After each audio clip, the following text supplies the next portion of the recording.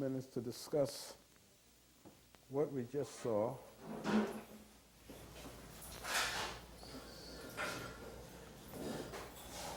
And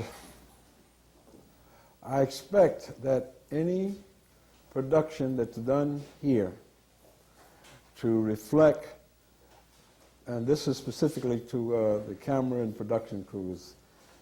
Well, hey, you're right. I expect that the filming reflect. Good morning. I expect the filming to reflect the presence of all of our people here.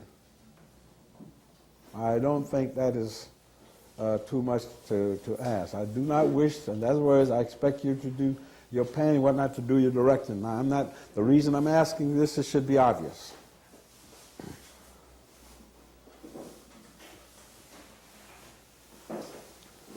Because we've seen too many of our documentaries where you come and you look and the camera sits there like a one-eyed monster and it's focusing right up on the people on the side. That's not what make this go. What make this go, I think I can refer to it without hesitation as an organization finally got that. What makes this organization go is us, all of us. Deal with this completely. When you talk about the economics of the African slave trade, and let me segue into that to show what I mean. On the surface, it looks simple. Doesn't it, Brother Pendleton? On the surface, economics of the African slave trade. It looks simple, but it's a lot of work. But this is an awesome subject. It's a hell of a topic, and certainly need to be discussed. Take a look at the map over here.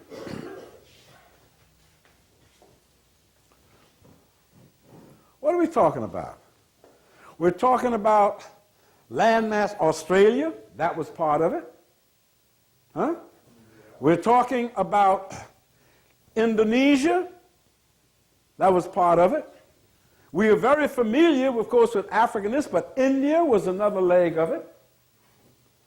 South America, the United States, and we are still coming up with areas that our ancestors were exported to that we haven't even dealt in yet. That was one reason why I planned to start this thing tonight with the USS Mason. I thought it would be a good idea to segue in, since the question of the economics of the African slave trade came up, because I thought in that little 1-hour segment, it showed clearly what a group of people can do, a small group, who, as the guy said, realized, and I've been asked this, I was asked this by Sister Bevan, hey, you're a veteran of World War II. Where is this role of our people? And the guy said, they knew this thing they did.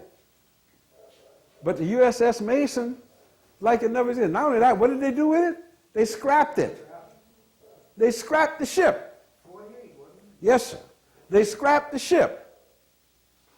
Is that what they do with the famous USS Wisconsin? The other ship? No, no. They put it up, make make museums out of it, all the rest of it. Now look at these guys. I think they all are, because these guys are not scholars. They were ordinary garden variety black men, right? Ordinary garden variety. But they understood what? What was that? They understood a sense of history, that they were making history. And they're looking and seeing all this about World War II, and there ain't nothing about them or nobody else black. So that's when the light went on. Hey, does it need to be done? Yes. How can we ensure it gets done? Do it ourselves. Now, there are people who say, well, they didn't do this or they didn't do that, because we're great at that. Of critiquing something after somebody's scuffling to do it. It's always easier to improve on something than to create it. But here are a bunch of ordinary men. And I say to myself, and every time I see this piece or show it, the questions still come. How many hundreds of thousands of other heroic men things we did where people deliberately did the sabotage. And the one thing at the end to show you the mentality of what we deal with, you better deal with yourself. Here is dude that's got 4 years of struggling and escorting and commended for what? And here comes this new captain, and what does he say? I'm going to teach y'all how to read and write. And if you think that that man is unusual, you got another thought coming. You got another thought coming. So when you looked at this, and of course the other crackers who saying you do, so what does this mean? I was so happy when I saw that boy that's coming out of Annapolis with his diddly bob walk, and he was the commandant of the whole crew of midshipmen, right? But the way he was walking, it's a black thing. I beg pardon? It was a black thing. And we didn't have no problem recognizing that role, okay? They didn't have that in mind when they planned Annapolis, y'all. And it will never be the same. And I'm not in favor of militarism, but it will never be the same. We need to look at these things. So when I say to you, if you are interested in looking at the economics of the slave trade, and when I talk to various people, they say, well, nobody has ever taught. We talk about the romance of it, if you will. But what actually was this? In essence to us, all of the ramifications of this. This is one hell of a subject. Now, if we're prepared to deal with it, if we want to document it, as Casey said about what happened Saturday, then we've got to take it seriously. We've got to take it seriously. Something in the way here, sir? No, it's just go ahead. Oh, all right. See, okay. So I came down tonight prepared to do an introductory thing, and hopefully just to give you a sense of what we're saying. Most of you, I don't think, how many of you are familiar with these 4 volumes? I'll put them here so they can be seen. Can you focus in on this, Brother Remy? Can you get these? That is correct, sir. You're too young to know these things. But that means we're on the right track. That is correct. 4 volumes, and this is just an opening, but to give you a sense, if you're not already aware, of the scope of what we're talking about. It's not something that we can play lightly. These 4 volumes, which run pretty close to 3,500 pages, volumes 1, 2, 3, and 4. The title, talk about jobs that we ought to be doing. Documents illustrative of the history of the slave trade to North America. What does that say to us, Mike? Documents illustrative of the history of the slave trade to North America. That's only, you got it, that's just dealing with just this little part here, the slave hide impact and part. And it ain't the whole story. But these are the documents you find. Now, this, and try to do it yourself. The lady did a hell of a job. I have a lot of reservations about it. But the important thing is, it's like the dog that walks on the hind leg. He looks awkward at it, but the miracle is that he could do it at all. Donan spent, what, 10 years on this. How was she able to do it? Carnegie Foundation donated the money. Andrew Carnegie, Carnegie Steel and whatnot, had a whole lot of bucks. And when somebody says to you, I'm going to give you 10 years, to do whatever you feel done, and I will support you in the manner you'd like to be accustomed for 10 years, plus all the expenses of tracing down the documentation you need. You can do a hell of a lot. Now, that meant the getting of these documents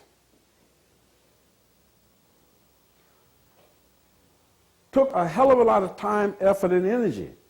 But when you have unlimited financial resources, do you have a problem, Derek? If you have unlimited, no. Do we have unlimited financial resources? The answer, of course, is no.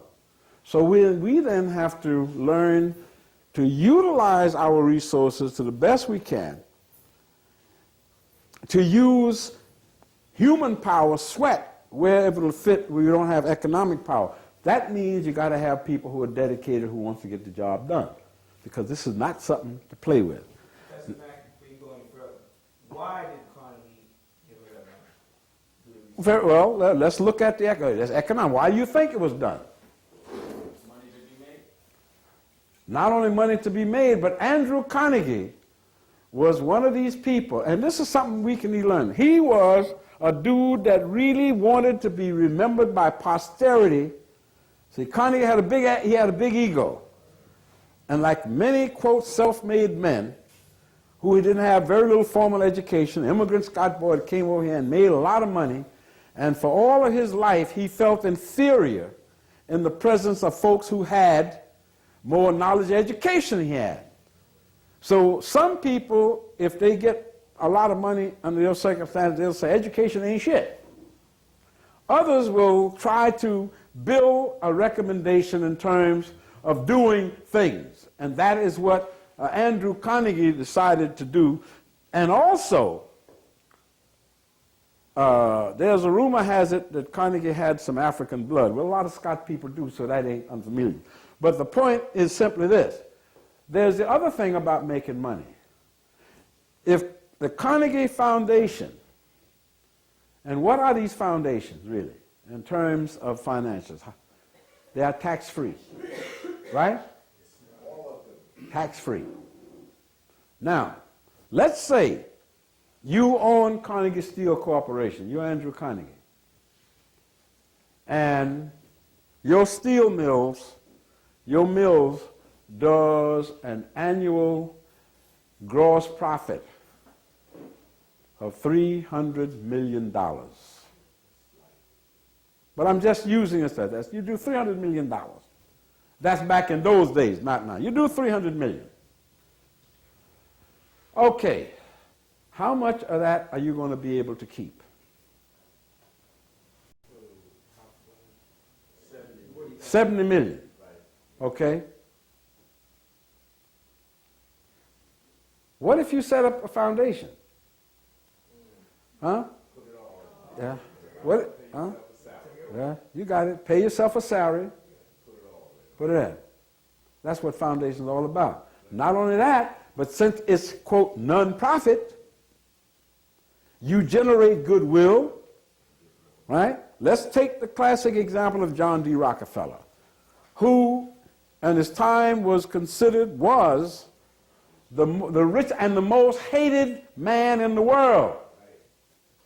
And a guy by the name of Edward Bernays said to his son John Jr., listen, you could never even count your money if you sat down and did nothing but count it for the next 300 years. But what you can do, set up the Rockefeller Foundation. You can never spend the money you make anyhow.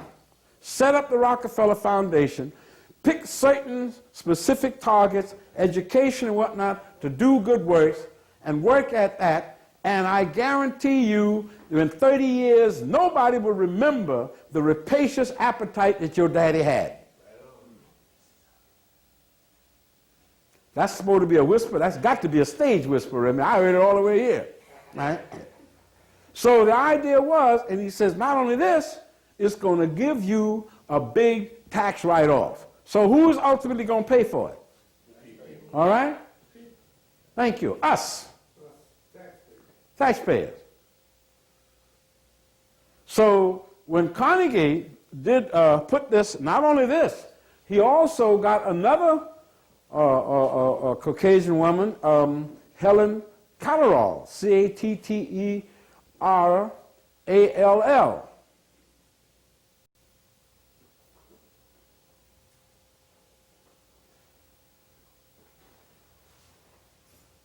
She did a 4-volume set, which I had and somebody walked off with, judicial cases having to do with Africans, our folks, and slavery. Cases brought before the court. Another 5 volumes. They were both working on this simultaneously, late 20s, early 30s. If you can find this volume here, and I don't know, how did you come by your copy, son? When the whole issue of slavery and Aaron Lopez came up, Mackey did a series in the City Sun. Right, yes. But, okay. But it's not hard to find. And of course, it was this set of books that Shasta used when I said with the room. But that's what we're supposed to do. Think about it. Now, you say, well, what is the importance of this? Deborah, take a copy. Hold a copy.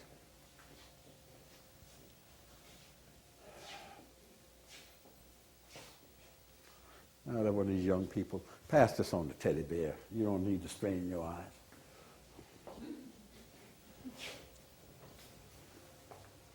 See if I can make this case dramatically. Since you're sitting way in the back, I'll just pick on you because I feel that. Okay, I'll be back to pick these up shortly. Miss Deborah, open it at random. Read, pick any item. You know, start where you can start with one of the things. Right. What page is it? It's page 93. What's the item? What's the introduction? Okay, what do you see? What's it say there? Just. Okay. At the same time, the company proposed to deliver Negroes at 17 pounds per head, but asked that Barbados report the number desired and the time of year, as well as give security for the payment. All right, start back where that started. That started on the page before, right? At the bottom segment? Yeah, about right here. Isn't that where that's okay? Yes, please. Just to link that in, please. This is a company, right, that's making a contract to deliver our ancestors, right? At Barbados. As to that metaphor of proving as usury from the canker to the planters, it would prove a worse canker to the company if they never pay for the Negroes they have, which hitherto has been their practice. Okay. In other words, they took the goods and didn't pay for it. Go ahead. And as it was testified, they had so great a glut of Negroes that they would hardly give them their victuals for their labor, and multitudes died upon the company's hand, cannot admit to beseech his majesty to write so effectually to the governor of Barbados that they may be assisted in recovering their debts, and that some method be proposed that their Negroes may be paid for, except which would be better. Barbados will give security in London to pay at the rate agreed on for Negroes, on notice of their delivery there, which is conceived the only way to secure the company from being first not paid, and then loaded with complaints not founded on solidity of reason or truth of fact. Thank you. Miss Walker? Okay. Ain't worth it, can't come. Any page. And just grab a document. I said open the page at random. If you start thumbing through, then you're cheating. We're waiting, ma'am.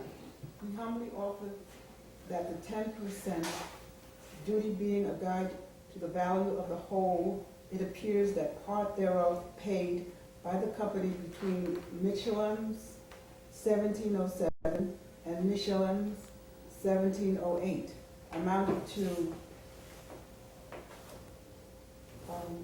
944 lira and 14 pounds. Okay, and 70. Don't take his word for it. How you know he's right? I don't. Not in those days. Go ahead. which makes out 9440 odd pounds. Value exported by the company both on account of their trade and for maintaining their forts to, and the 10% paid by private traders in that time. In that time for trade only amounts to 3958 lira, 3,958 lira. Doesn't matter. That's not what we not talking about. We want to get the concept. Yes. This is the contract. Yes. Which makes 39,580 a lira. Mm-hmm. And odd besides the 10% duty, custom, and other charges, amounting to 8,000 or 9,000 pounds more, which shows that the separate trade, export for trade bear a like proportion to the ships employed therein on each side on this time, and exceeds the company's export for trade near 10 to 1 if there is deducted out of the above 9,044. Thank you. Mr. Teddy Bear? Thank you. Yes, sir. What page, please? Just keep. Page 308. This is item 256, Captain Peleg Clark to John Fletcher. All right. This, Sister Deborah, Volume 1, at random. Sister Walker, Volume 2 at random. Brother Teddy Bear, Volume 3 at random. I just want to know. Okay. And what page is this? This is page 308, Okay. item 276. Okay. Peleg Clark to John Fletcher. This is in the year 1775. Okay. This is St. Lucia, April 7th, 1975. Yes, sir. What, 1975? 1775. Thank you. Yes, sir.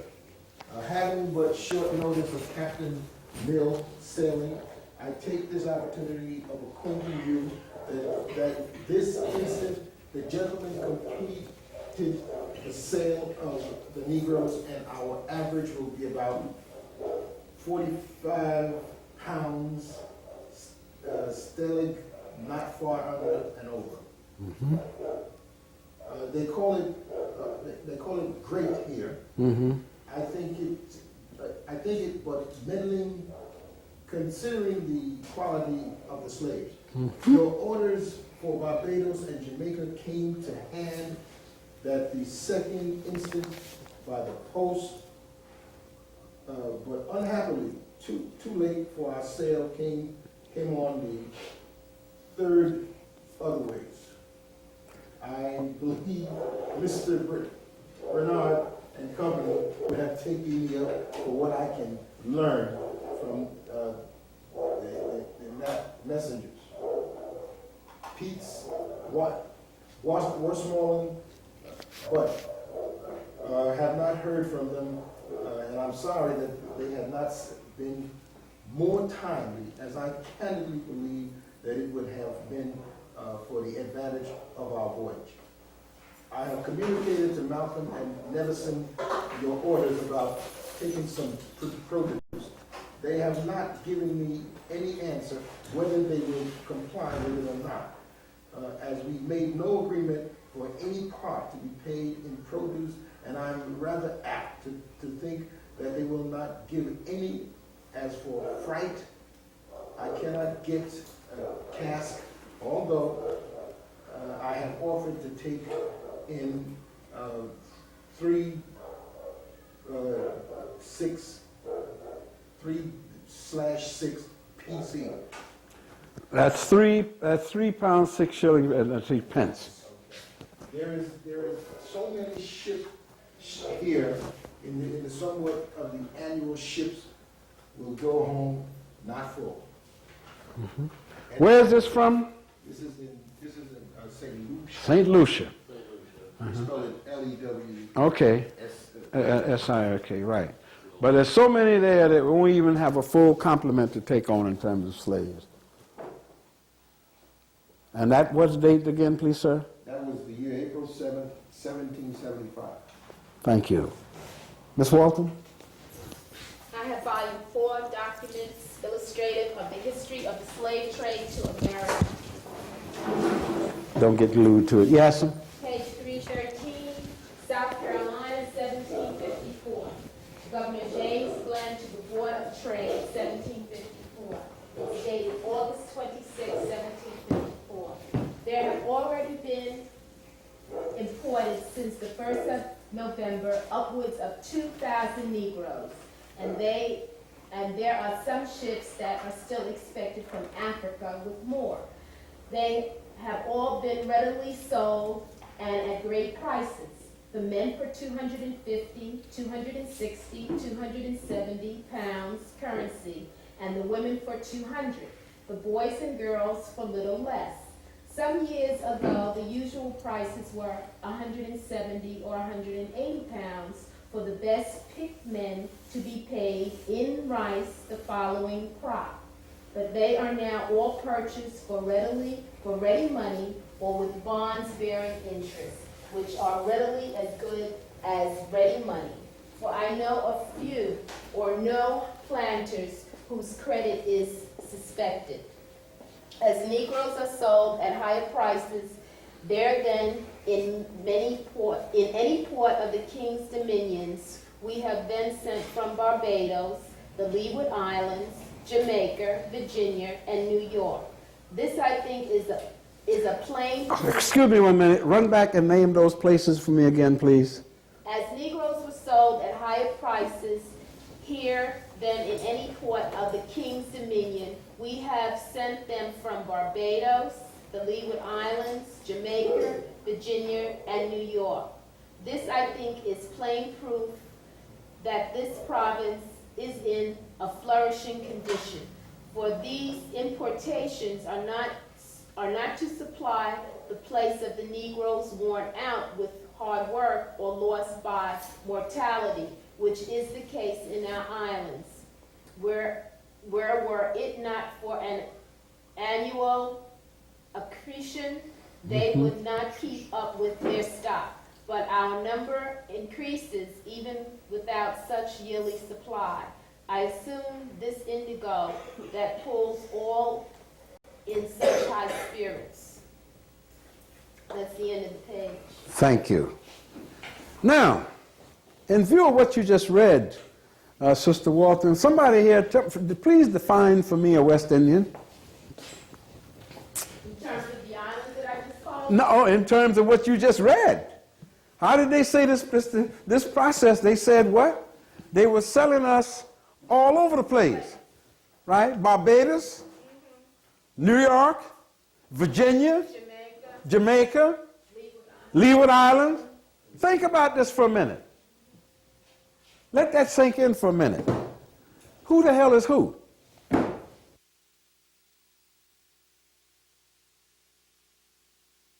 Dominion. This is 1751.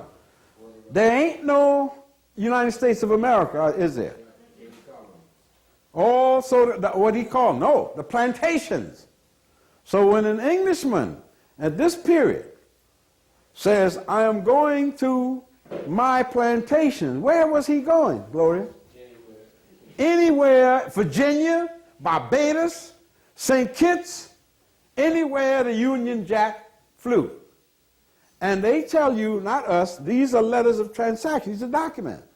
They are saying, we are selling Africans in any of these places where they bring a profit. He tells you if it wasn't for accretion, they wouldn't even be able to keep up with the demand in Barbados. Plus the selling and the sailing. So then when we say, I'm using this as an introduction, hopefully you begin to understand clearly how complex in the economics of the slave trade. Normally, most of our scholars, they talk about this thing and that, but basically, when we look at this in terms of the economics, and you tell me, I've said to you on many occasions, or certainly several occasions, that we have developed, how should I put it?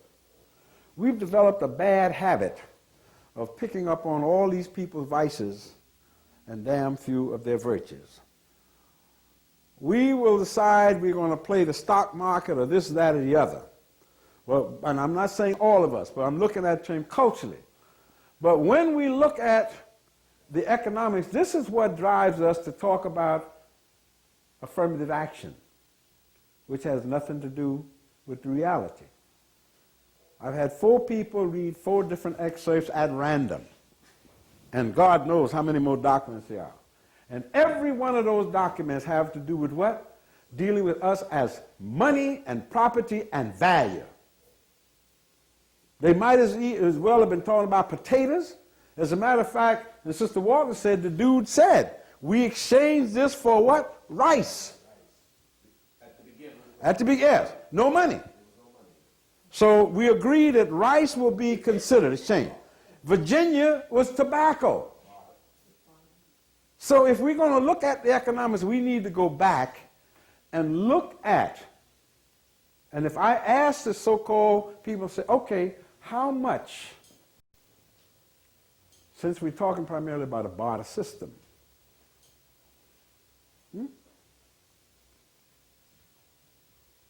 how much did a pound of tobacco bring? Or let's say how much did a bale of tobacco, which would be approximately 100 pounds, how much did 100 pounds of tobacco was it worth in trade in terms for one of our ancestors? Okay? Who grew the tobacco, Casey? We did. Who cleared the land? Who did the irrigation?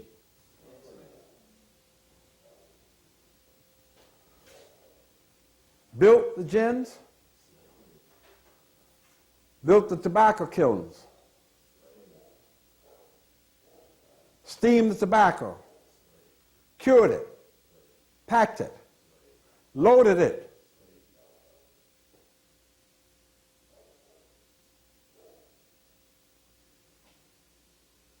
Mansions that the folks lived in? The brick masons? Yes, ma'am? Well, it's like you said, during slavery, we had 100% employment. Yeah, that's correct. We did everything. Everything. In other words, it was affirmative actions for slavery. That's right. Affirmative action for slavery. Think about that. See, my mind works diabolically like that. Nobody was yelling and screaming. You don't see nowhere in none of these damn documents where any of them folks said, you know, I'm dealing with this, but this is a terrible thing. We're dealing in humanity and this. You don't see nothing in here where any of them said that. I'm afraid so. Dedicated, dyed-in-the-wool Christians of all denominations, along with Jews and Muslims and others. May I, and not only in terms of this is why I bring these books. I ask you to get them before they go out. Thief Taker General. One of the most important books that any of us can read. Can't get no damn more of them. Why is it important? Because here, can I just take this off, man? Yeah, example. God damn it.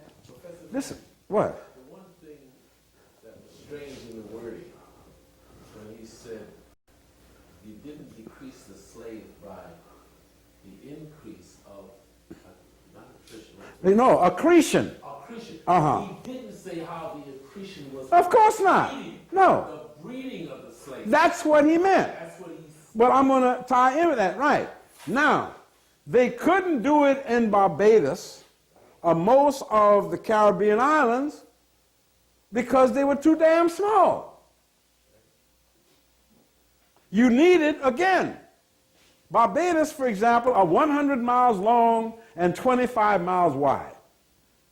And little less than half of it is arable.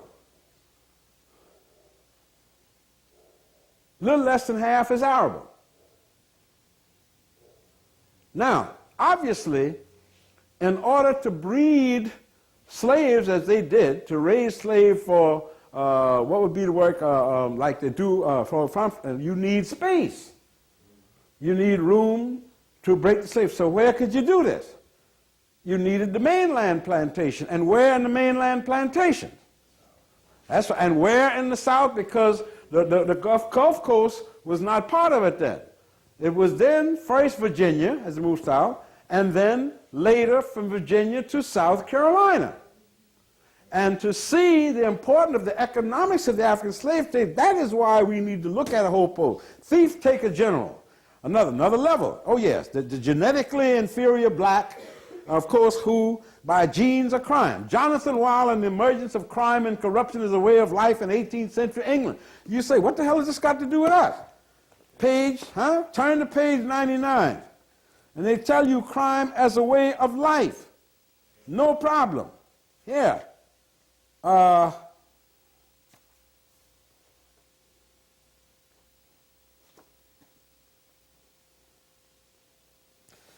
damn, it's so much, y'all.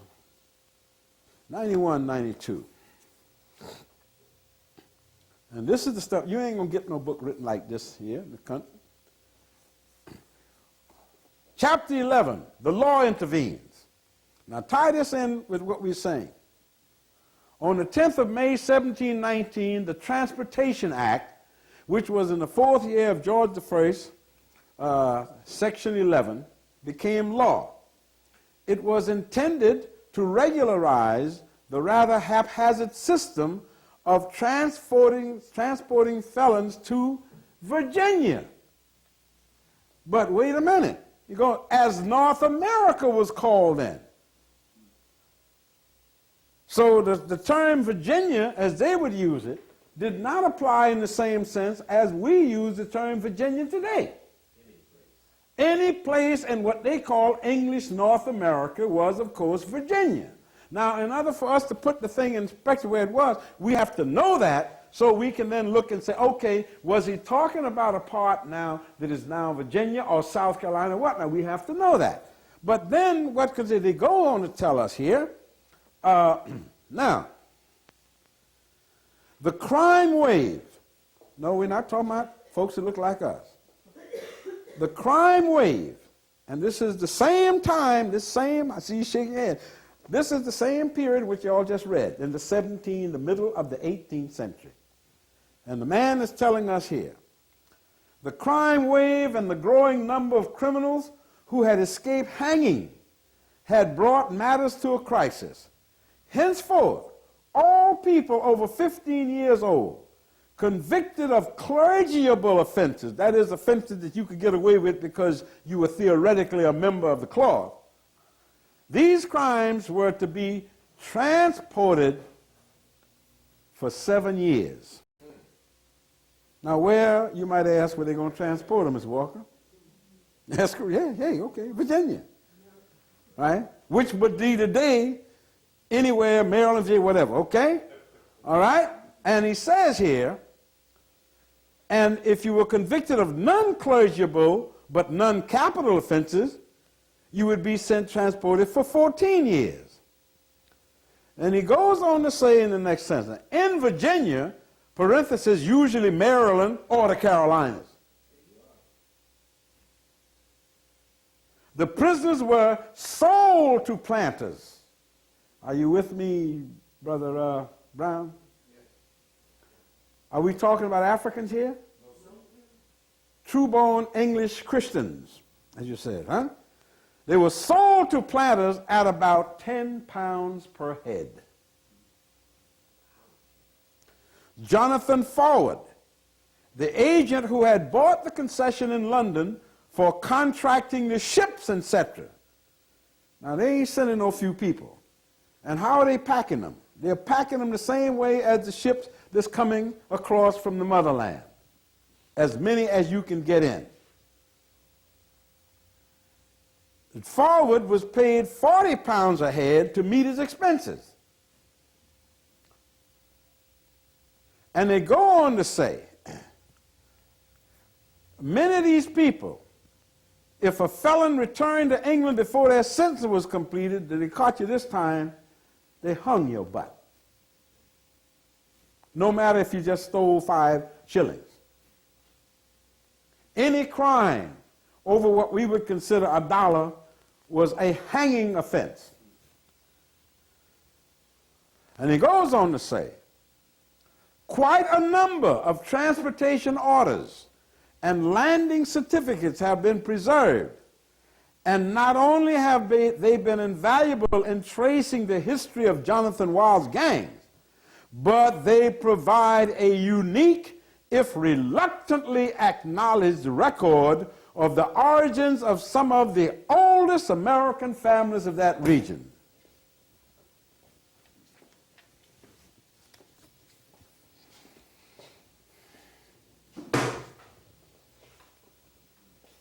Now, let's make a comparison, this by analogous.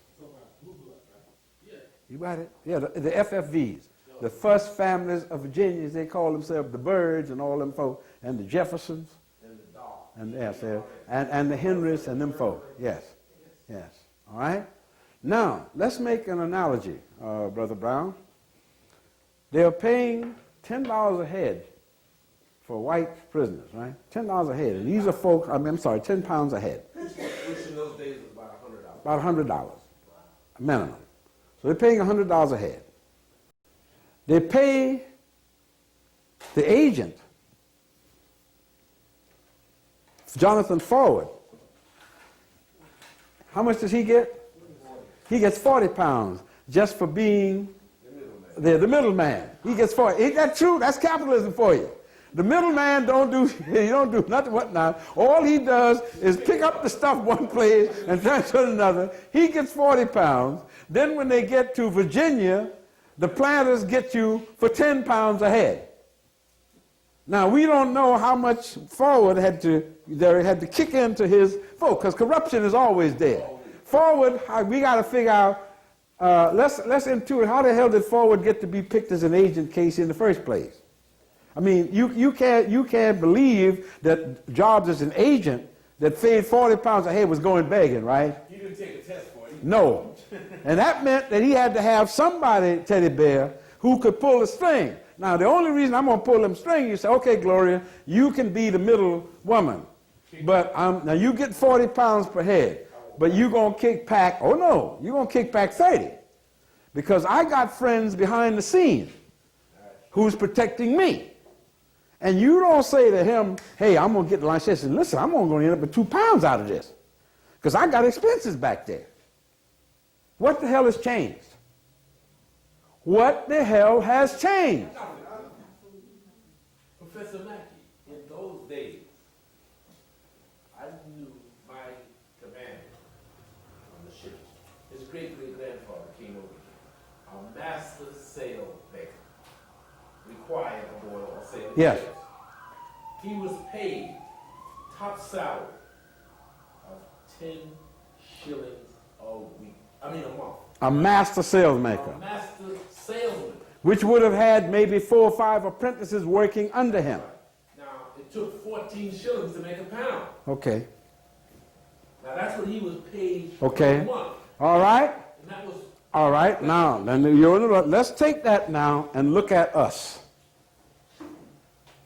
If this is the amount of money the values is transported for the lowest class of the rejected whites, what the hell do you think a healthy African man or woman ain't been corrupted by the lifestyle, the corruption, the disease, all this stuff these people have?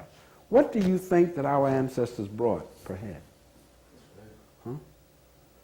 And now, when we talk about this economics, we're not even talking about labor here, are we? We're talking about value, just buying and selling. You ain't even got to the plantation yet. Now, let us go and look again at, I thought I brought down, oh yes, here it is. Lopez, our good friend Lopez of Newport. Aaron, of course Aaron, not Aaron Sr., not Junior. And his brother? Riviera, yes. When we look at Aaron, and when is Aaron? Aaron goes into this business in the same period, 1761. He sends his first ship called the Greyhound to the motherland. What was his religious persuasion? Aaron, actually, money. Yeah, that was his God, money. Yeah, he was a nominal Jew, but his real religion was money. And the reason I have to say this, because Aaron came here one step ahead of the Portuguese Inquisition. Right? He was running. And obviously, if you have been running and dipping and ducking from somebody, and the first thing you do when you get off the boat is say, let me see if I can't take advantage of somebody else, then obviously, what are your values? Their values is money. And to prove it, I'm sure y'all must have seen this, but I'll show it to you. That's one of the examples of, yeah, here we are.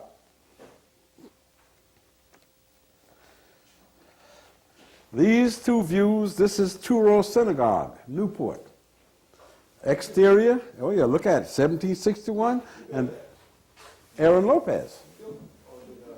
No ma'am, Aaron Lopez gave the money to build the synagogue. And where did Aaron get the money? Yes, the money, well, this is so he got the money from us. And then it didn't bother him at all.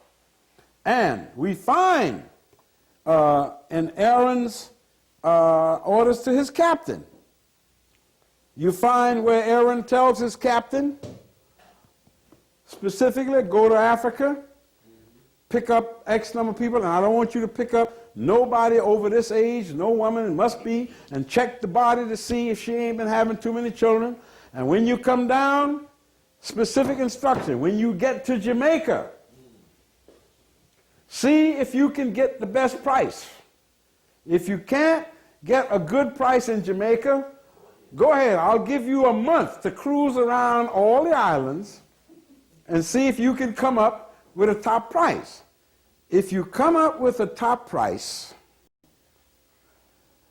you sell your African cargo and then pick up another cargo of sugar or whatever you feel will sell fetch the best price here at Newport. But in any event, do not spend any more than a month, because I want you to have my ship back here in port before the next stormy season comes in. And for every one that you deliver, either safely here or to the prime, we will give you, for every 100 slaves, you will get 4. That is, every 104 slaves, he gets 4. And your first mate will get 2. Only if they are landed in good health, etc., etc. On the other hand, should any part of that slave cargo die, and it can be proven as your neglect, is coming out of your hide. Now, we've talked again. Let's go back once again. The triangular nature. It might be a right triangle, isosceles, it doesn't matter what now. Or, no, or, no, first base. All right, Liverpool, New York. Well, that would be Charleston. All right, Charleston, Barbados, Port Royal, Jamaica. Oh, right. Any of these, this would say this, but let's leave it here and say this is your base pay. You're leaving because this is the point where your ships are made. So you got to have shipbuilding facilities. You wouldn't have shipbuilding facilities in Jamaica. You could do repairs. But you wouldn't have shipbuilding facilities in Jamaica. You wouldn't have shipbuilding facilities in Barbados. You could do minor or semi-repairs. So your major port where you would have a shipbuilding industry would be Liverpool, New York, Newport, Charleston. But that would be, I said, well, Newport News. All right? But we're not talking about Newport News and N. Now, as I told you before, a company of gentlemen adventurers, as they call themselves, would sit down in Lloyd's Coffee House in London. That's how Lloyd's of London was built. It was a coffee house called Lloyd's, and these people would sit there and make their plans, and then eventually they would start insuring cargoes against loss. And of course, the majority of those cargoes were slaves. Minister Brown came to me this morning, which is how we got in here, and he was appalled in a sense. And well, he might be, because I was not clear as to when was the last time he had come and said it on any of our lectures where we had dealt with this. We've done an overview, but we have never done into the depth of the economics of the African slave trade. And to be honest with you, I was reluctant to do it because this is a lot of work. And it's going to, in order to do it right, we can't do it in no 3, 4, 5, or 6 lectures. We're talking about a system that stayed in place for over 500 years. All right? But in terms of its commercial aspects, all right? Now, and we're talking now, we have the first example, as far as we are aware, of to this so-called North America in 1510. And when we look at this period, to let you know how important it was, probably 90% of all the wars between the various European powers, between 1510 and 1900, between 1510 and 1900, was sparked off by competition over the slave trade. Now, remember, it started out with the Portuguese, and of course the religion. The Pope ruled that the license, the asiento, or license, he could farm that license out. That's correct. But in exchange for saying which ships could take us, each one of them had to pay. They had to pay a head price to the Pope or his agent. So the Catholic Church was in it up to here. That's what that piece was about when the Pope got the other day, so he was apologizing. They can call us all the liars we want, but I ask you to look. These are the documents. We didn't make them up. And these only deal with those to the trade, and they're making it very cut and dry. They're talking like they're shipping beef, cotton, a thing. Approximately, that went into the church coffers. And there was a tremendous amount of competition among the various powers to get that license. The English, being Anglo-Saxon and marauders, after 200 years, they said, the hell with this garbage. Who the hell is the Pope? We ain't Catholics, we don't, so damn that, we're going to take it. We don't need his damn permission to go sell no Africans. So when you looked at that, Minister Brown, when this man made the statement, when you're looking at the effect, when he made the statement about at any given time, there were 1,000 ships out there that were directly or indirectly on the water involved with the African slave trade. This is no exaggeration. It's probably an understatement. Because when you look at this whole coast, from here down to here and around to here, in addition, there was another aspect of the slave trade, which was slavery coming out of these areas into the eastern side of Africa. There was also a trade later on, after 1650, when the English got into over here to Australia, you see, they were transmitting us all the way around through here into slavery in Australia and New Zealand and Van Diemen's Land. That is, and also into India. That is a part of the aspect which is yet to be of the trade as to be looked in. But we know that, and of course the Philippines, the Marshall Islands, Hawaii, the Fijis, yes sir. Professor Mackey, Yes. I'm going through some documentary material on the slave trade, and also I'm getting some stuff from the Chinese saying that some of their ancestors. Yes. No, yes, they were. Yes. Yes. That's why when you looked at, we discussed this briefly when we got that aspect of Asia. We discussed it briefly when we were over at 258, but we only touched on it in reference to the origins of the opium trade. But the reason that the Europeans were so cavalier, having no compunction about forcing the Chinese or an Asian to become addicts, was because they had already been involved in transporting Chinese slaves, literally, from China into Guyana, into Barbados, and into Trinidad. That was the origin. At the same time, Mr. Remy's people were brought in under forced labor conditions into some of the same islands. Oh, the other big point where they brought in Chinese indentured labor as slaves was also Cuba. And to this day, we have a very large Chinese Cuban population. I think I told you that after the Civil War in this country, I mean, this is such a complex thing, y'all. You know, that's why you can't do it. If you do it at all, you have to deal with it.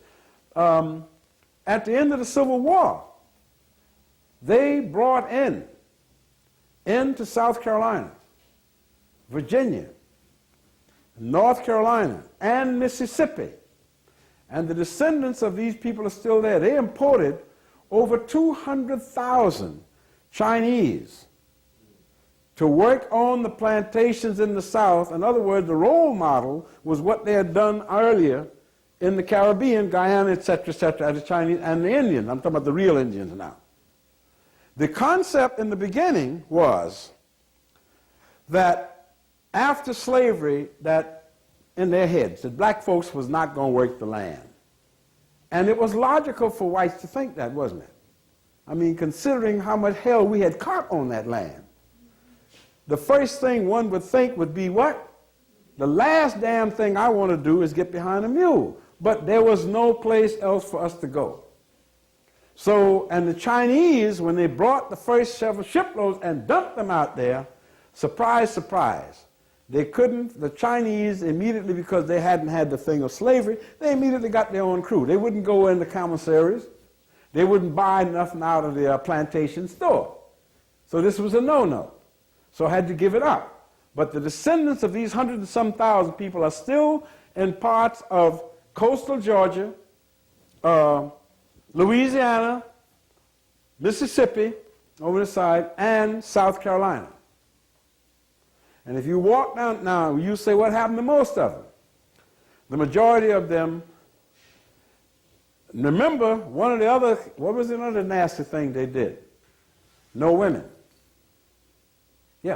Okay, question. So you're saying, as far as Caribbean is concerned, the Chinese was brought there descendants of slaves. They were brought there as slaves. As slaves, excuse me, as Yeah. slaves. In other words, let me put it this way. Whether you call them slaves or not, the conditions were exactly the same as what had happened to the Africans. Whether you call the Indian indentured servants that were brought in, the conditions were exactly the same as it was. As a matter of fact, the whole rationale behind, and this was the other thing setting up Peter to pay Paul, the whole rationale, they stated this. Don't forget, the British Colonial Office in those periods, Euclid was very bold in what they said. They didn't cover the shit with sugar. They said this. Look at the situation for a moment, if you will. And you can see by what they did. Once again, we go back to 1834. Again, picking up the vices and none of the virtues. In 1800, the Colonial Office put out a white paper. It is in Documents of Colonialism. I can bring it downstairs and show you if you want to see it. Or you can come upstairs if I decide to let you darken my door. I ain't made up my mind yet. They did a survey and issued one of their famous white papers in which they predicted that by 1850, the jig would be up, which as far as African slavery would be in the Caribbean. In other words, by 1800, every other day there was an uprising, a burning down of the crops, setting the sugarcane field. I mean, that whole period was just boom, right? We know in 18, then in 18, we had the Denmark Vesey thing. We had the Gabriel Voss in 1800, then Nat Turner. So this wasn't just happening here, right? The Haitian Revolution had just occurred 10 years ago and shook the slave foundation of things. So these people are scared. So the English being English says, hey, by the time 1850, we can't hold all of this stuff out here. England still ain't but 52 miles big, smaller than the state of Georgia. And at that time, it didn't have but 3.5 million people. So they were lucky. They had been skating on thin ice for 200 damn years. It caught up to them, as you know, in the 20th century with India in 1947. But they've been getting by the skin of their teeth because most of the people they were lording it over didn't know the reality of what their condition was back home. But the English knew it. So that's why the Colonial Office in 1800, they came together, they issued a white paper in which they projected that slavery would no longer be a viable economic unit by 1850, either through slave revolts, etc., they would have to give it up. So they said, if that's the case, let us put into place now a mechanism, a different method that will allow us to maintain the same control. I ain't giving up control. I'm not giving up exploitation. I'm just coming up with a new name, a new method, new semantics. So they said, okay, what we will do, we will prepare gradually for this. And what we will do when that time comes, we will come up with a apprenticeship system. The first thing we will work out is how much is what is the value, the total value of all the slaves in the English West Indies. In other words, how much are we going to pay the masters for their loss? Now these papers are still, the argument, the debate in Parliament is still around. Guess what was absent from the debate? Compensation to slaves? No, never even occurred. The only issue, because they say, well, these masters are going to be, they're going to be angry over losing their property, but it's either that or they're going to burn it all down. But to ease it over, then we'll come up with a figure. They debated that figure from 1800 to 1830. They didn't finally come up. British Parliament didn't finally come up with a final offer until the 1830s. And they had to move it then because the empire by that time was beginning to show signs of wear and tear. All right, so we'll do this, and to give the masters a thing, we will set up, slavery will be abolished as of 1834, but there will be a 4-year apprenticeship, which the former slave must go through, serve the apprenticeship. Now, why the hell you have to serve an apprenticeship for free? You don't have to serve no damn apprenticeship for slavery. Now, that came instantly. And that means then during the 4 years, that would allow them to transition to find other methods of maintaining their ill-gotten good. The two methods struck upon was, hey, China is catching hell. They ain't got nothing over there. We got all of these surplus, excess, as they say, people in India. Let's just go and put out a decree and say, okay, after a certain day, any Indian who is not gainfully employed, y'all know the method, whatever, we just round him up, put on a book, hey, it's going to be well, you go there and you work for 7 years. Now, where are you going? Guyana, Trinidad, Jamaica, to a lesser extent on their language. So what happens? Now, how far is it from India? Well, let's see. Here's India over here, and this here's the Caribbean. It's a long way from home, Remy. It's a long way from home, huh? Between 15 and 16,000 miles. And you got there as an indentured servant, and you could pay your indenture out in 7 years. Well, in the Caribbean, our folks did what they thought was going to happen here. Dude says, I don't want to work the land anymore. But the English was ready for that. They had the Chinese and the Indians. So what happened, let's take Guyana's example. The Indian and Chinese population ended up in the bush on the land, and we became folks sitting around with wigs on and saying, Mr. Speaker, you're right, pip, pip, pip, right? And the striped pants and whatnot. Wearing full dress cutaway coats, right? Hickory striped pants, wigs, and subtropical temperature. And sitting up there like we were running the English House of Parliament. In Guyana today, who is on the land? Who got the land in Guyana today? No. That's right. They're predominantly Indian Chinese. Why? Nobody, you know what I'm telling you, nobody in Georgetown tomorrow morning, nobody in Georgetown is going to have breakfast if somebody looking like this dude here don't come in from the country with some food. They ain't going to eat. You know what I said? And if you talk to the brothers and sisters, and Joe, I was there. I remember about 7 years ago when the English left, and this is an object lesson for us.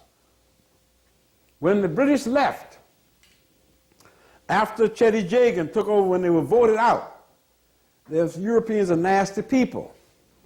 We have several cases because that tells you about the economy. It's all part of this, the mentality of the slave. When the Guyanese voted for independence and said, damn the Commonwealth, what's common? The only thing common, there ain't no wealth there for us. The British, now, what is the main export of Guyana? Bauxite. Guyana produced something like around 30% of the world's bauxite. The roads, the only roads and the buses inside ran from Georgetown out to the Sioux villages and out to the bauxite mills. The English, before they left, said, I'll fix you. They spiked all the buses, rendered them unmovable, and cut the tires. Ripped up the railroad tracks. And that's how I happened to get introduced to Guyana, because at a time I was teaching at City College, and Prime Minister Chetty Jagan came and said, we need all the help we can get from people who are willing to come in and try to help us because of what they had done. And they needed to try to get the infrastructure back. And myself, at the recommendation, Dr. J, to his credit, gave me leave, and I went there with several other engineers to survey the scene. We've discussed this before, Brother Hampton. And what was left was a horror. And of course, the next thing, we were able to get the railroad tracks back. We couldn't do nothing about the buses, and they needed to get engines. Well, guess who they had to buy the engine from? The buses were American-made buses. So when they tried to buy buses from the American government said, we don't deal with commerce, you have to deal directly with General Motors. General Motors said, we are told that it's not in the interest, in our international interest, to sell you the engines because Great Britain is an ally of ours and she doesn't want you to have them. Finally, through hook or crook, they got engines from Russia, but that meant they had to redesign the camshafts and all the rest. That took time. But eventually, after they got that, and the Russians came in and helped build a railroad, this was after 2 attempts by the United States to overthrow Chechen government. And then finally, when they got it back and were able to produce bauxite again, guess who their major market was? The United States. And the United States says, we are not in the market for bauxite this year. So again, this is a whole part of that legacy. But looking again at, and you have to look at so many complicated issues, because here again, yeah. Now they're making a big noise about unfair practices with the Japanese. Oh yeah, well, you know what that is.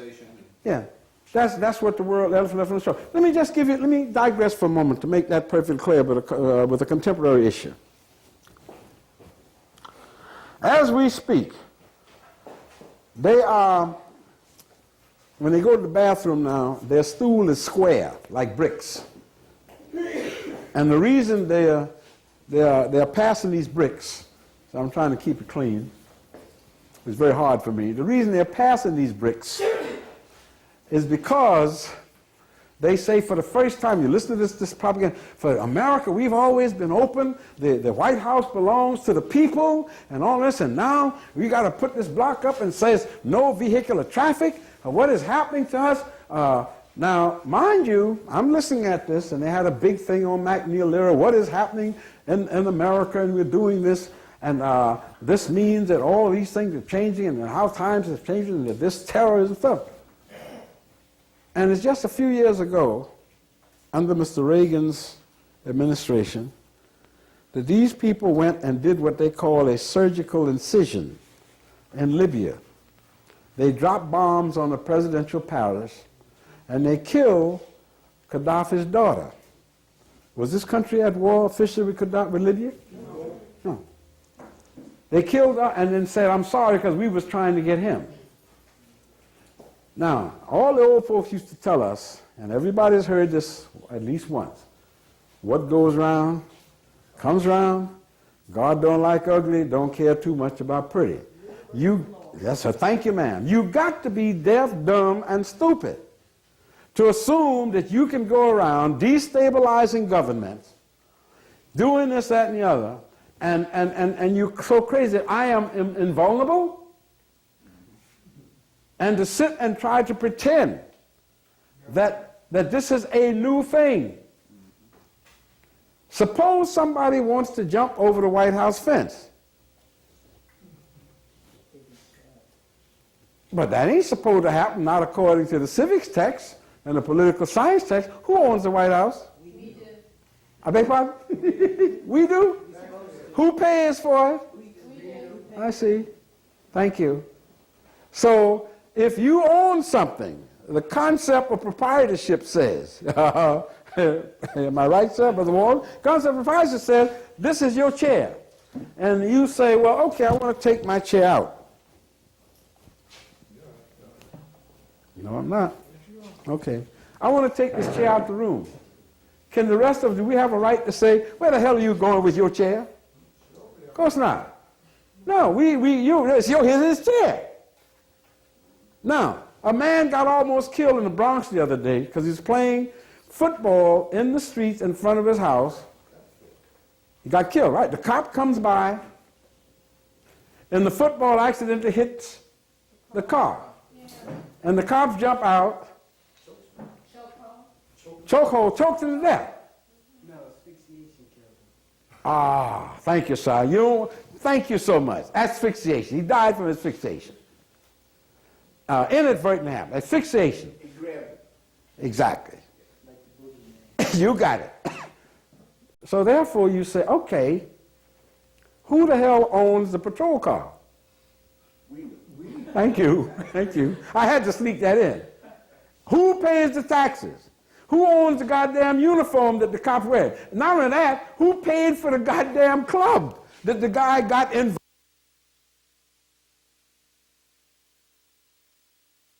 We do. The salary. We pay these people to insult and kill us. Now, if you say, I'm going to deduct my taxes by the amount that this bastard gets, then they put you in jail for violating the law. Where the hell is your democracy? Yesterday's New York Times headline, and I'm going to give quoted verbatim, front page, upper left corner, agent and man in shootout at the White House. Agent and man in shootout. When the smoke clears, guess what? No, but his gun was in his pocket. They didn't know he had a gun until after he shot. He didn't jump the fence with a gun in his hand. How can anybody try to hold an object in your hand and try to jump a fence? So he didn't have nothing in his hand. They admit this. They only found the gun after and they searched him. When they found the gun, see, these miracle people, you got some dangerous terrorists around you. When they found the gun was empty. What was he wearing? I beg your pardon? Was he dressed? Yeah, he had clothes on. But the other thing was, another agent, this guy is so brilliant, with an empty gun, he managed to wound another agent. And they're sitting there saying they don't know just how the other agent got shot. There's only one person shooting. There's only one person who's got a loaded gun. There's only one person shooting. Who is that person shooting? The government agent. That we paid for. I beg your pardon? That we paid for. That we pay for.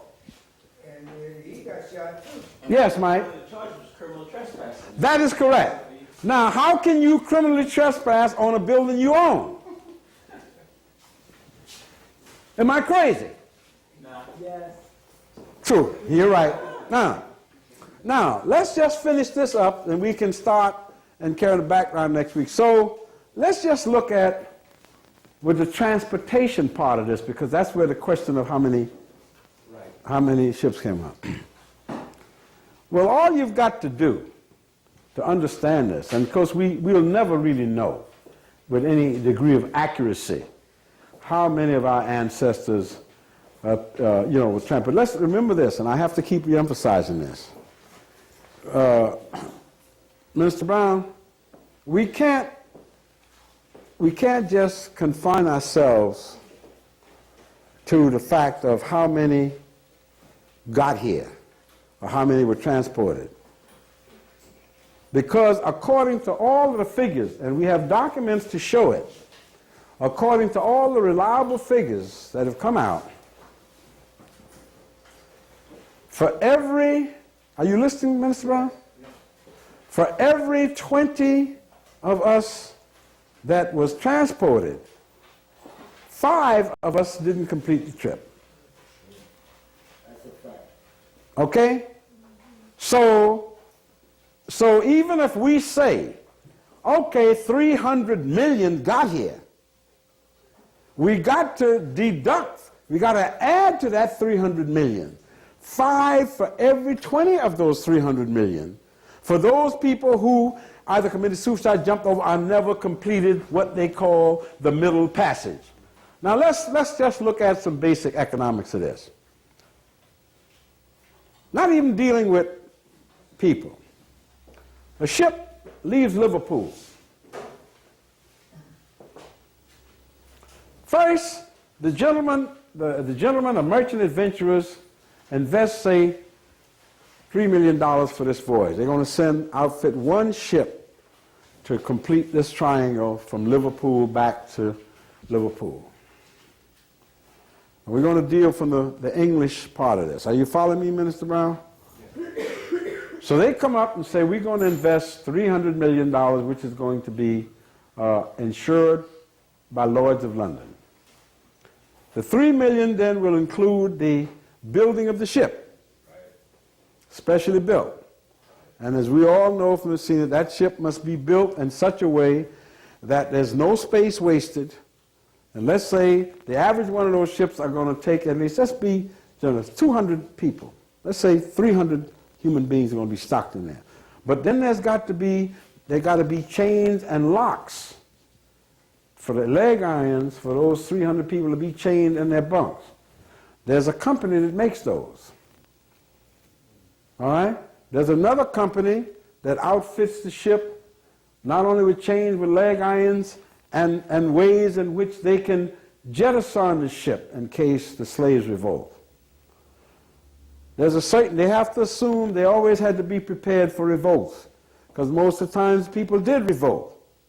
So that means you have to have a goodly supply of arms and train the crews to use them. So the average slave ship, in addition to the sailors, had about 50 armed people whose job it was to ice somebody if that happened, okay? That's more all right. Now, you got a cargo of stuff that you're putting in there that you're going to take from Liverpool to the west coast of Africa. Now look what has happened. You've invested money in the ship, the outfitting of it, the food, Derek, okay? Personnel. Huh? Personnel. Oh yes, personnel. Now, you carry a cargo when you get to Africa. The cargo you carry to Africa is going to pay the cost of what it took you to build, outfit the ship, etc. You dump the cargo, whatever the hell it may be, and now you pick up a human cargo. You head across the Middle Atlantic, and let's say if this is an English ship, you head across the Middle Atlantic. Let's see, you have left here, you've come here, you now head across the Middle Atlantic here to the West Indies. You sell your cargo of human flesh. And let's say they always figured, say if you got, you're going to figure you're going to, if you got 300, you're going to have 250 if you get there. You sell your cargo. You made a huge profit. As the man said, the middleman for white people got $40 a head. You better believe it was a hell of a lot more for us. Now, you dump your cargo of human cargo here in Spanish Town, wherever the hell in the West Indies, and what do you do now? You're going to head, right? You're heading, this is Africa. You go across here, you're now in the West Indies. And what do you do in the West Indies? You unload your cargo, and what do you pick up here? Sugar, tobacco, or what have you, right? Rum, okay. And you now head back home.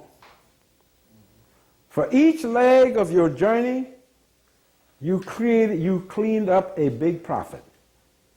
And I told you, remember, and this is from eyewitness of people report who said, and this gives you some ideas, that the last place you wanted to be was downwind from an African slaver. To smell them, because they smelled them for at least 100 miles out in fair wind. That's how they packed human beings, this, that, and the other. And as I told you, the only people in that crew that basically got paid were the captain and the guards, because you need guards, right? Because the sailors, the captain would treat you very well from Liverpool to Africa, and then he started kicking you in the butt because the captain was guard on his ship. He had the power to kill you. He kicked your ass so badly that by the time you got to the islands, you were saying, let me get off the ship. And you jump ship in Spanish Town. And you get paid, Hampton? But what you don't know is in Spanish Town, there's about 500 other folks who've jumped other ships before you came there. And they want to go home. Can you make a living in this is a slave economy? No. Can't make no living. So what do you do then? When the next ship leaves for Liverpool, what do you say? I'll work my way home. Just give me passage and I'll do whatever you need me to do. How much has it cost them to make that go leg? How much it cost them? Nothing. Nothing. Now, when you looked at the other triangle, Boston, Newport, or Baltimore, whichever way, you'll find just the other thing. The only thing that would be different would be you would normally have tobacco or raw sugar on the last leg. But Newport, Rhode Island, the port, it was built on the backs of our ancestors. New York was one of the biggest import ports for bringing in our people. So when you walk down along all of those docks, down along the East River, for years, packed up the river, the warehouses was all paid for by who? Us. Who built them? Us. Now, bear in mind, and I can't give you exact figures, we're not even talking about the economics of what was taken out of our ancestors themselves. We're just talking about the commerce of buying and selling and getting them here. All this money is being made, and ain't one African here to look at a snake yet. But fortunes be made. When this ship gets back to Liverpool, and these dudes go and pocket their profits, they never hit another lick at a snake. They would finance, and that's how come there were so many of them. They would finance one ship, and if that ship had a successful voyage, the owners of that ship lived like kings. They became dukes. Some of the finest houses in the States, and London was built. And let me just give you an example of the thing of that, because there's a whole thing. Our great man who just retired, I don't know whether you all have this or not, but try to find it. J. Leon Higginbottom, remember he was on Clarence Thomas's butt the other week. In the matter of color. Oh, you saw that, huh? Yes. The dude's got a bad case of self-hatred. I take it if y'all want to look at it, we can do it next week. Race and the American legal process in the colonial period. And just to examine, this is a photograph of Judge Hickey. Well, he doesn't look like he just retired as Chief Judge. But let me look at, he's got some fantastic cases here. Man did his homework. State versus Mann, North Carolina. Sweat McIlwain. Now, here's what happened. Because I thought the lights went on. Let's deal with Somerset case, 1771, in England, 10 and 11.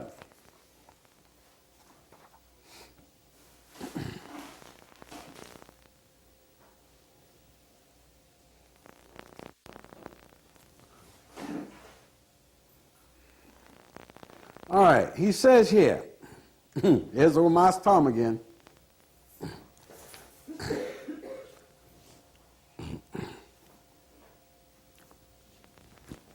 And this is an interesting piece for y'all. Thank God I don't have to lug this too far. The issue of slave safety and natural fear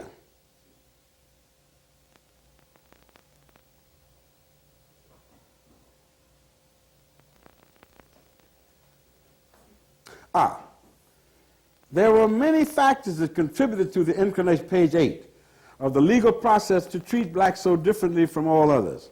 Many have written in great detail on some of these factors. For instance, in so many legal decisions, there was the powerful presence of the economics of slavery. A powerful presence of the economics of slavery, okay? The key question for many a righteous and learned community leader was whether it was cheaper to have blacks as slaves or to have blacks as quote-unquote free labor. Or possibly instead of black slaves, would it have been cheaper to have white indentured servants or white free labor? The issue of safety and the natural fear of slave revolts was also intertwined in the chain of legal judgments. While never reluctant to protect and maximize their property rights in the slaves, many judges and legislators were reluctant to recognize that slaves had in their own rights any basic human rights. Many feared that any judicial protection of the slave would trigger further challenges to the legitimacy of the dehumanized status of blacks and slaves. Since the plantations were often isolated in settings, and there was an ever-threatening possibility that the slaves might rise up and slay their oppressors, Any judge whose decision criticized racial injustice might be accused of weakening the master-slave system.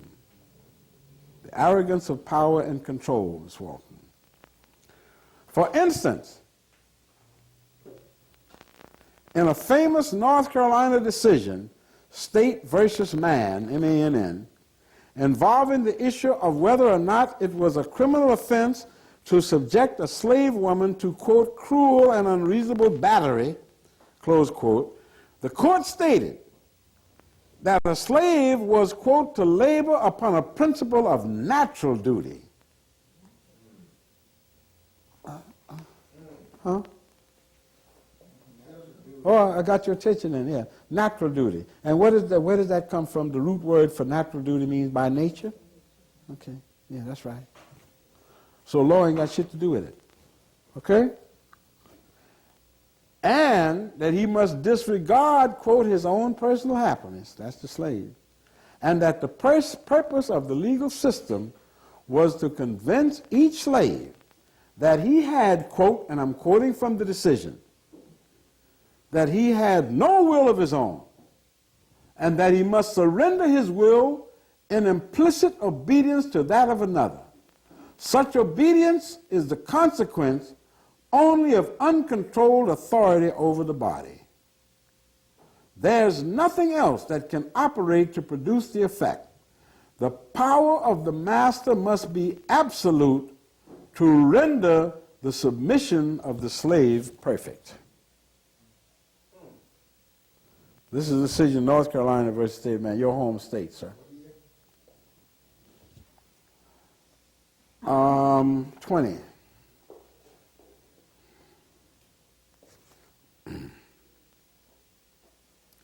North Carolina 13, 263, 1829. So that's right, 1829. That's correct.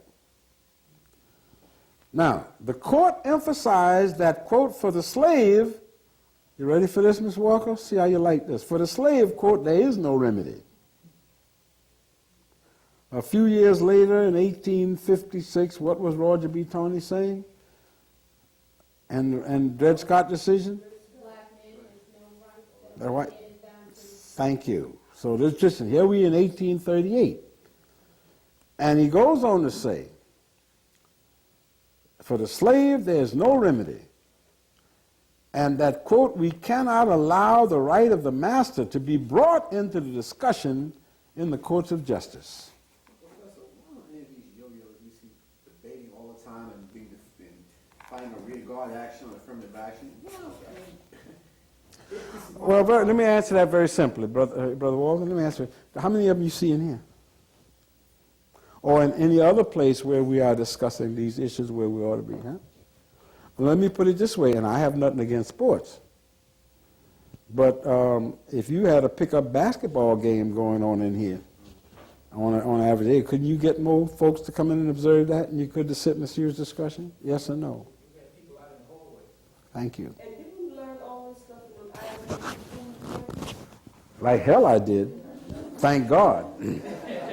Thank God. Yes, right. That's right. Yeah, well, you know, this is what happens when you're illiterate and you have to do it on your own. You're absolutely correct. Because these things, now, let me just, did I do something wrong? No. Oh, I'll just move. Just tell me to move. You don't have to make the move to think. Shit. Is that all right now? Hey, why make a big shemus out of something, all right? Sorry about that. Okay. The slave, to remain a slave, must be made sensible that there is no appeal from his master. Is that clear? That his power is in no instance usurped, that is the master's, but is conferred by the laws of man at least, if not also by the laws of God, that is the master's powers. Close quote. The court noted that this unlimited, quote, dominion is essential to the value of slaves as property and to the security of the master and the public tranquility. So that tranquility, they're afraid of being disturbed by us rising up. You know, so. That's why we get a lot of no true bills. You got it? The control the court sought was the total submission of blacks. It had incorporated into its law-made morality the psychological conceptions Frederick Douglass subsequently described, and I quote, "Beat and cuff the slave, keep him hungry and spiritless, and he will follow the chain of his master like a dog.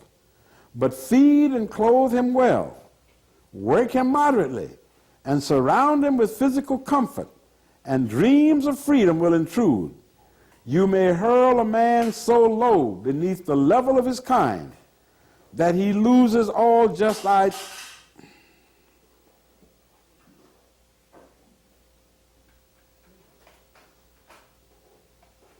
You didn't put it in right. You ready? You may hurl a man so low beneath the level of his kind that he loses all just ideas of his natural position, but elevate him a little, and the clear conception of rights rises to life and power and leads him onward. By the way, you might also argue that he learned that also in those Ivy League colleges where he graduated from, right? Which school Frederick Douglass graduated from? None. He never been in, okay? You got it. Yes, thank you. The greatest of all. With only slightly less paranoia, white society feared that slaves and free blacks would form an alliance with either indentured servants, I've said it before, or poor whites to topple the plantation aristocracy. And we know that the method and how they finally solved that was to give the dumb poor cracker the concept that his skin was his badge of superiority. They didn't give him no food, didn't give him no money, no power, or education. But you got, since your skin is white, that makes you superior. You can starve, but at least you ain't black. Okay? As the percentage of black, slave, or free increased, the probability of successful rebellions and revolts became greater. Thus, in examining degrees of repression, one can almost correlate a rise in the black population with an increased level of legal repression. Is that clear? Do you hear what the man said? As our population rises, what happens? Legal repression. And because what is operating? Same thing. As you become larger, the fear becomes greater. The more education you get, the greater the fear. Why the hell can't, as you said, this is a simple concept. But the reason a lot of us don't understand it because we really insist on not wanting to deal with reality. We say, I'm an American, and all I got to do is play my cards right, speak proper, cross my T's and dot, and dot all my I's, and get to a white neighborhood, get me a condo, drive a fancy car, and I got it. That's correct. Now, thus, in examining degrees of repression, one can almost correlate a rise in the black population with an increased level of legal repression. So that means the converse then is also true, which is an absurdity.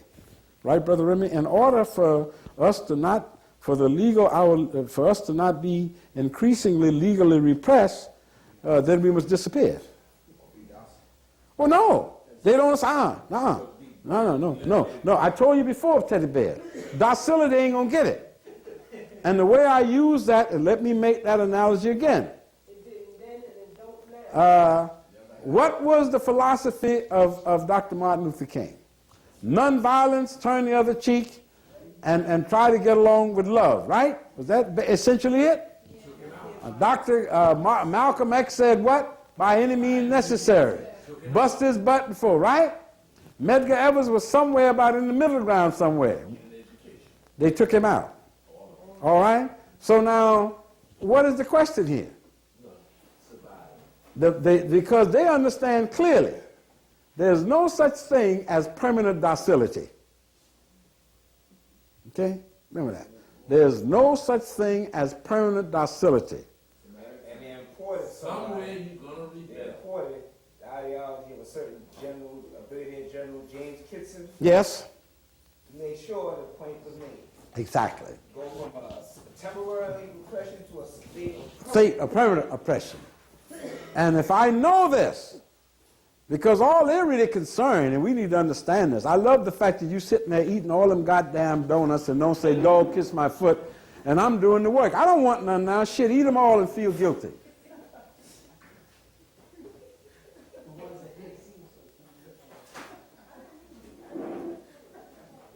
I love that. Typical European trick. Brings in a whole damn thing of donuts and sit in a crowd of people and eat them all. And don't even say, dog, kiss me. It's too late now to make amends. Is that what it is? I don't know. It was put out. Is it still around? I knew there was a 7-8, so it should be Oxford University Press. I'll check on it right.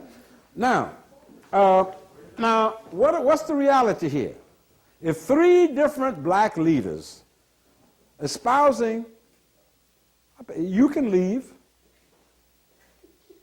Miss Derrick, we'll see if you get home. Why is this? This is what I'm always saying. I know you're just running out of your ear. So then, if all of these 3 people, and some others, they all had differing philosophies, fundamentally differing philosophies, and they were all ICE, then intelligent people, we should look and ask, what did they all have in common?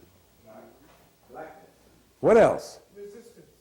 What else? Intelligence. What else? But more important than all of these, except blackness, they had the ability, that's correct, they had the ability to move, to organize mass numbers of people. And that's the threat to the system, because they say, the fact that I might say today I'm nonviolent, and my followers are y'all follow me. What happens tomorrow if I walk out of here and somebody kicks my butt, cop kicks my butt? When I come back here tomorrow night, I say, kill all them MFs. Now, after all, you my followers. Ain't you going to follow me just as well if I say kill all of them as you was when I say love everybody? So as far as they're concerned, my crime is the ability to draw on and to, in a sense, mesmerize large groups of people. They don't care what my philosophy is, because philosophers, just like there ain't no such thing as permanent docility, we know that, and anybody who studies human behavior. Thank you. William Monroe Trotter went to Harvard undergrad, one of the, by the second or third blacks that graduated magna cum laude. Physically white, hung out with all the Brahmins, went home with them at commencement, the movers and shakers of First Boston Corporation. Everybody talked about how brilliant he was.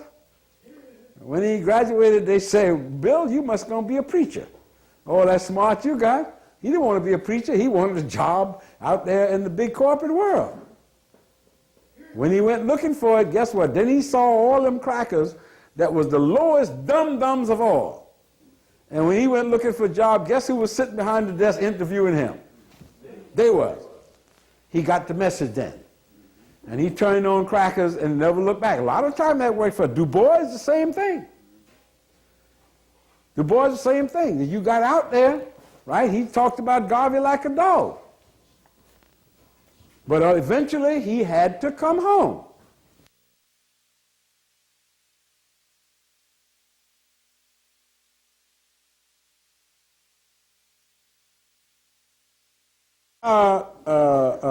Judge Higginbottom goes on to say, with only in terms of, oh gosh.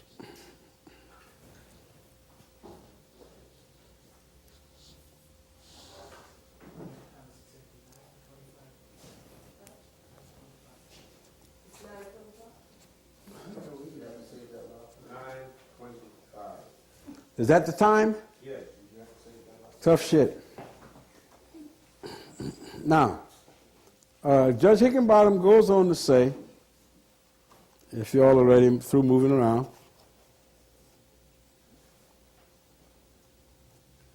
in terms of moral and religious issues, there was the underlying question of whether or not America had the right to treat differently and more malevolently people whose skins were darker. From this perspective, it became necessary to determine whether blacks were part of the human family, and whether, after they had adopted, quote, your religion, they were then entitled to be treated as equals, or at least less harshly. In a nation, quote, unquote, under God, the moral or religious rationale that justified or rejected the institution of slavery had to have been an important factor. But what tortuous moral or religious rationale had to have been devised for a religious people to have tolerated treating black human beings more like horses or dogs than white human beings, which ties in what you just said, Brother Leon, about the question of their Christianity. Finally, there was always the issue of whether or not blacks were inherently inferior to whites. And we know Mr. Murray them, they still come at their bell curve and their ball balloon curves. If blacks could be perceived as inferior, basically uneducable, and inherently venal, it might be intellectually less self-condemnatory to relegate them because of their, quote, lower status to a subordinate role, either for their own good or, as one judge had the audacity to express it, for the good of the total society, whites and blacks alike. How you like that? So for the good of us, it's necessary to impress us, because that's what's good for us. Oppression is good for us for the whole society. Therefore, in order for us to do our duty as civic people of society, we should be humble and content to be slaves. Thus it was that even the man many Americans see as one of the major forces for liberty and equality, Thomas the J, found blacks to be, quote, inferior to whites in the endowments both of body and mind. After comparing the characteristics of the three major races in America, white, black, and red, Jefferson concluded that although the condition of slavery imposed great misery on blacks, the inferiority of the black race was caused by more than mere environmental factors. Quote, the improvement of the blacks in body and mind, in the first instance of their mixtures with the whites, has been observed by everyone, and proves that their inferiority is not the effect merely of their condition of life. This unfortunate difference of color and perhaps of faculty is a powerful obstacle to the emancipation of these people. Now, as you know, we covered, since you have been, we've covered Mas Tom and this thing in depth. But once again, you still hear people who get up and argue, well, he didn't mean that. He was only putting it as this or that or the other. So this tells us that people are not prepared to come to terms in this in any way. But let me tie this into, you say, how does this have to do, and it's a part of it, the question of the economics. But obviously, why would anybody, a group of people, go to all these absurd lengths to justify the exploitation of millions of people just for the hell of it? The mere fact that these people went to such great lengths to demonize or dehumanize us tells you to what extent their economic well-being, as they saw it, was tied to our degradation and whatnot. Because the obvious thing is, once we became masters and mistresses of our souls, obviously, we are not going to work for them. The fact that their whole position was observed from a logical sense didn't bother them. All they were wanting was a rationale to justify, and this meant fundamentally, first of all, economic exploitation. And you see, when we start with the African slave trade, we see that the economic exploitation, the economic investment starts there, even before we get on the first ship, even before we are put in the slave cattle. Because it took, even let us assume, that there was no opposition at all by our ancestors back home. Let's assume that there was no opposition, that we just came down to the boat and say, here,